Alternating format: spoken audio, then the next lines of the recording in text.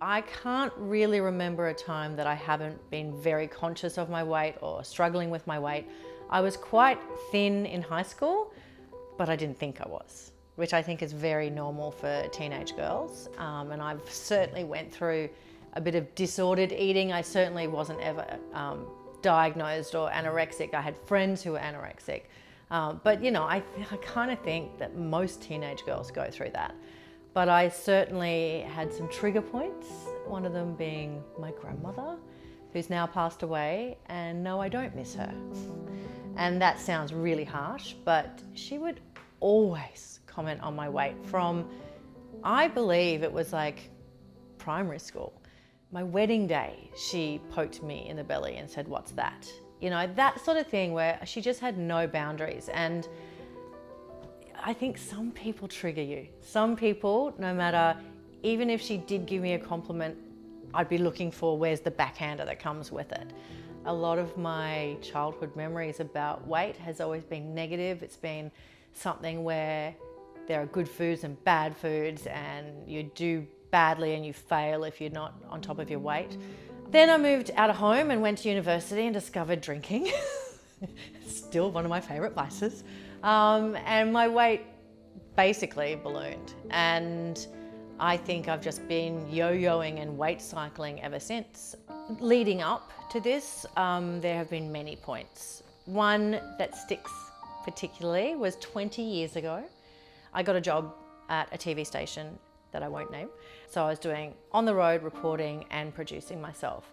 And after about 3 months, the female executive producer pulled me aside and just said, "You know, we've decided that you're much stronger in producing. We're going to take you off air." And I'm like, "I don't want to be taken off air." She's like, "Well, you're too fat for TV." And I was a size 12. So I was probably 15 kilos lighter than I am now. 20 years ago, there was no woman on TV who was over a size 12. I had to wear a pair of man's pants out to this interview. You know, that's how ingrained it is. And it's changed now. It is completely changed. But I kind of have always had a little part of me that's wondered if I haven't had the true success that I've dreamed of because I've been wearing my fat suit. And I think that is something that's been, you know, bubbling up a few times.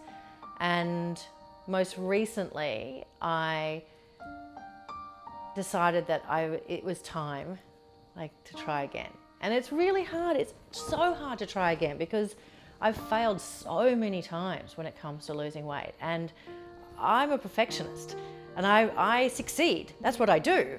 So it troubles me that I can't succeed when it comes to my weight. And I've just always considered myself a big fat failure when it comes to the weight department.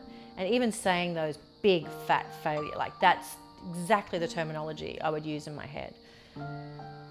So I've struggled with it, and I've tried to be that curvy girl on TV and a role model and all that sort of stuff. But I have been happy with the way I look at my size, but I've always wondered what it'd be like to not have to think about it, to not have it be the thing that's in my head. I think that a lot of people have got trolls in their lives, whether it is their nasty grandma or even their own voice in their head, which can be pretty troll-like sometimes. I also have, on top of that, real life trolls. Here's a couple of examples. I'm known on TV for giving my opinion. And so if someone has a different opinion to that, they seem to think that they need to tell me about it. But what I find is, when it gets to the trolling, they will say, "I can't believe what you said about dangerous dogs, and why am I listening to you, you big fat pig?" This was an email, and the email is addressed to No Fat Slobs on TV. And it just says, "I'm laughing my ass off, you ugly, opinionated, big mouth slob. How the did you get on my TV? Go suck some. You got lit up this morning. I was talking about that I didn't like boxing." So this is from someone who likes boxing. "Have a look at your face. You can't even let anyone finish their sentence. Your f***ed up facial expressions and your stupid hair flicking. Go to Jenny Craig, you stupid fat f***ing slob." think I've always had excuses. I had major bowel surgery when I was a kid, so I've had lots and lots of surgery. I think I'm up to like 16 surgeries. And so I've got more than 20 scars on my stomach. My stomach is never going to be washboard. I'm never going to be posing in a bikini because it just looks like a train wreck. But no one ever sees that. No one knows that that's what I've been through. I have polycystic ovary syndrome, which is really hard. It's a hormonal disorder that affects up to 30% of Australian women. And the thing about that is it makes it hard to lose weight.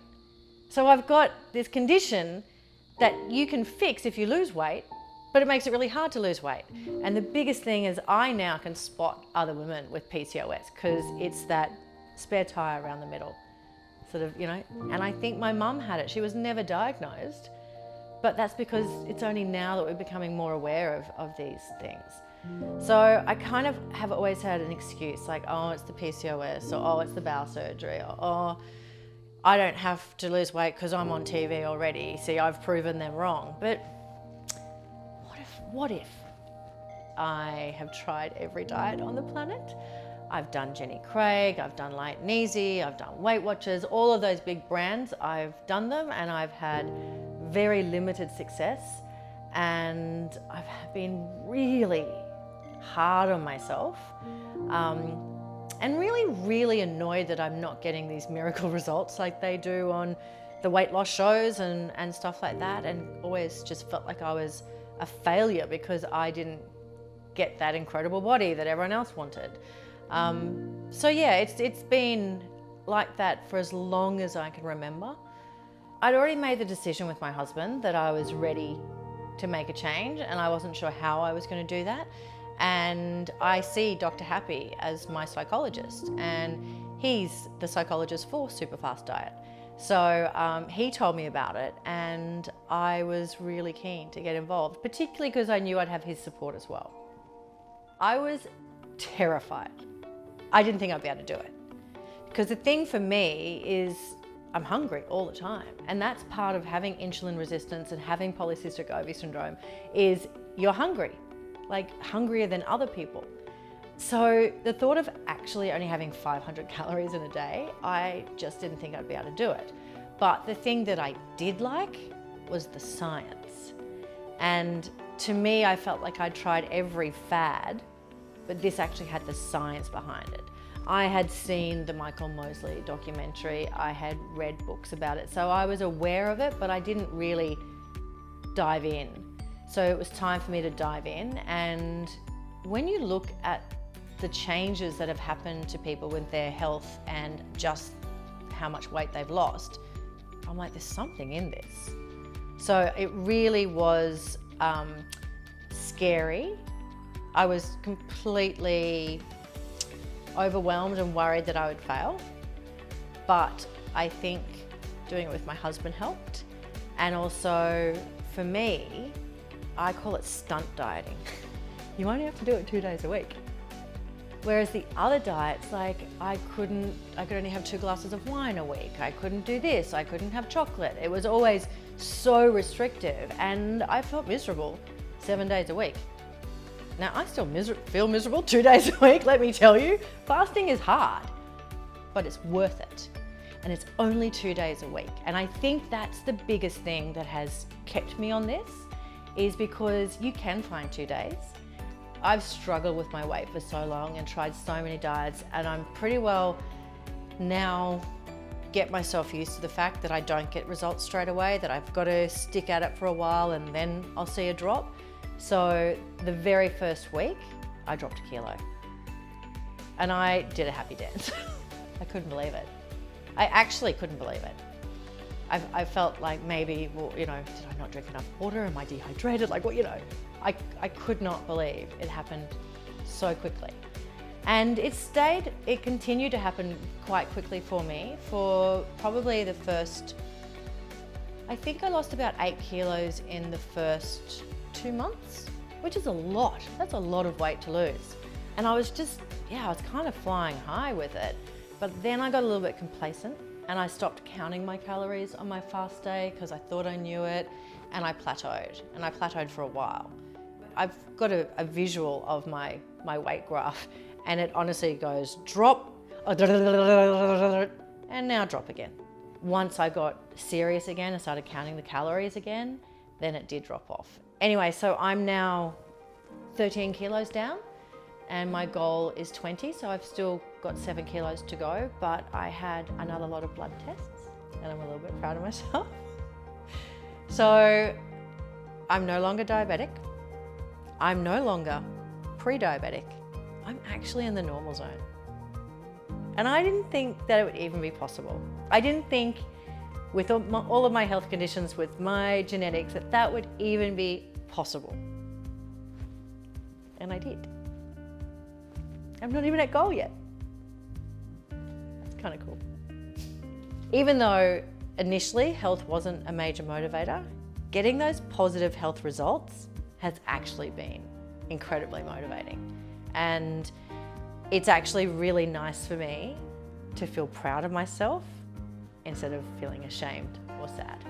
I think this SuperFast diet in particular will be amazing for women with polycystic ovary syndrome, and I can't wait to tell my little girls about it. I actually have this group who all have polycystic ovary syndrome who follow me, and I call them my soul sisters, but it's C-Y-S-T, cysts. My soul sisters. Oh, I want to get them on board for this because we all talk about how hard it is to lose weight. We all talk about that it's the weight around the middle, and this one's really working. That's actually an amazing thing that's happened to me. So I've lost 13 kilos. Doing my measurements was kind of important.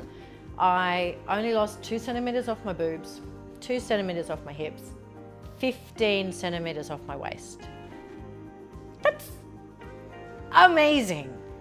Particularly when all of the fat around your belly is the bad fat. That's the stuff around your organs. And that's the one that's so hard to get rid of when you've got PCOS. I think my entire career, I have very much put myself up on the soapbox as a woman who supports women. And I want other women to try this. If you've tried everything else before and it hasn't worked, please give this a go. Because for me, it felt like the last chance, and it's really worked. I don't care if you have to have 2 hard days if you get results. I think with the incredible results that I've had with the reduction in my waist, with my blood sugar levels, the fact that I'm no longer diabetic, I would love other women who've got those hormonal conditions to give it a go. Obviously under a doctor's supervision. I'm not a doctor, but it worked for me. And the more I read into the science of it, the effect it has on your insulin and your insulin resistance is just magic. I feel like I found the magic cure for insulin resistance and diabetes, and I want to share that with as many people as possible.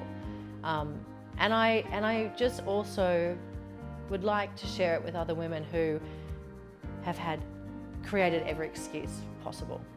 I had surgery when I was young, or got bad genes, or whether it's, I've had 2 kids, I'll never get my stomach back. You know what? You can do it. You can. And it's 2 days a week. So if it is something that you can do part-time and get full-time results, why the hell wouldn't you try it?